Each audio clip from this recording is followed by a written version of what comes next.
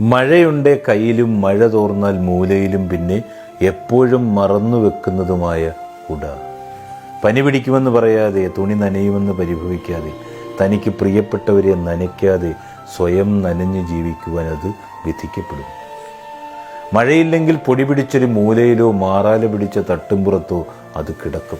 ചിലർക്കൊക്കെ നമ്മളും അതുപോലൊരു കുടയാണ്.